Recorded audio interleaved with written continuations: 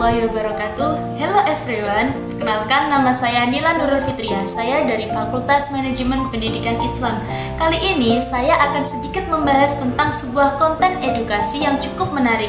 Sebelum itu, video ini bersumber dari channel yaitu Kok Bisa Ya? Oke, langsung saja kita bahas materinya. Let's go! Kita mungkin udah lama menyadari konten edukasi di Indonesia termasuk sedikit banget.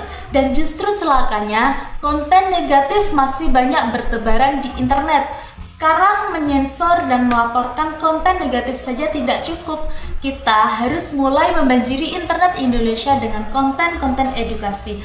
Karena konten edukasi bisa mengajari kita dengan berbagai macam hal, seperti alam semesta, sampai belajar cara resep baru. Semuanya bisa dipelajari dan kalian bisa jadi kreatornya. Kali ini kita akan membahas tentang kehidupan sehari-hari yang mungkin banyak disepelekan. Ada hal sederhana yang sering kita lakuin sehari-hari, tapi ternyata bisa bikin negara rugi puluhan hingga jutaan triliun rupiah setiap tahunnya. Hal yang katanya sepele banget, tapi efeknya gila-gilaan. Ya, tidak habisin makanan di piring kita. Tapi kenapa ini bisa sampai ngerugiin negara?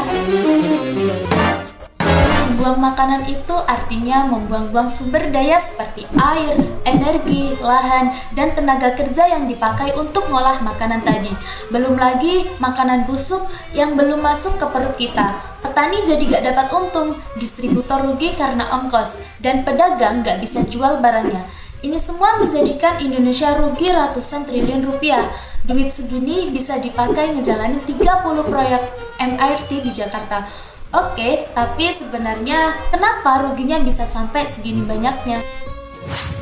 Menurut organisasi pengurus makanan, sepertiga makanan yang diproduksi dunia kebuang setiap tahunnya. Di negara kita tercinta, jumlah makanan yang kebuang bisa sebanyak ini.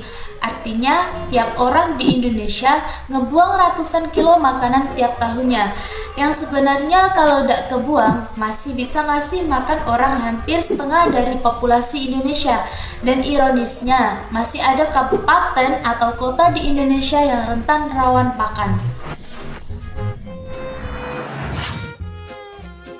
Gak cuma itu, makanan yang kebuang juga bakal menumpuk di pembuangan akhir.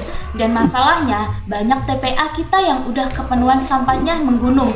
Dan lebih dari sepertiganya ada sampah makanan. Kalau udah kayak gini, dampaknya bisa kemana-mana. Mulai dari pencemaran air dan tanah, sampai TPA meledak dan longsor. Parahnya lagi, sampah makanan juga menyumbang gas, juga bikin iklim makin parah. Lalu gimana caranya kita ngurangin sampah makanan ini? Oke, untuk menguranginya ada konsep yang membantu. Yang pertama adalah piramida penyelamatan pangan. Makin ke atas makin bagus. Cara yang paling penting itu justru yang paling gampang, gimana caranya jangan sampai ada makanan yang kebuang. Sebisa mungkin ambil porsi makanan yang kita butuhkan saja. Jangan rakus berlebihan karena lapar mata doang. Selain itu, kita bisa ngecek tanggal kadaluarsa sebelum membeli makanan. Kalau ada sisa bahan makanan, bisa kita jadikan makanan enak.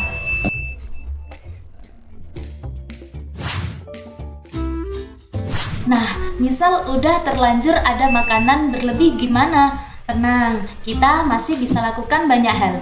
Misal dibagikan ke tetangga atau orang yang membutuhkan. Kalau udah nggak layak dimakan, bisa digunakan untuk pakan ternak atau kompos. Yang penting jangan langsung buang ke tempat sampah. Mungkin ini suatu pembahasan sederhana, tapi sangat banyak efeknya di kehidupan sehari-hari. Mungkin itu saja pembahasan kita kali ini. Terima kasih saya sampaikan. Wassalamualaikum warahmatullahi wabarakatuh.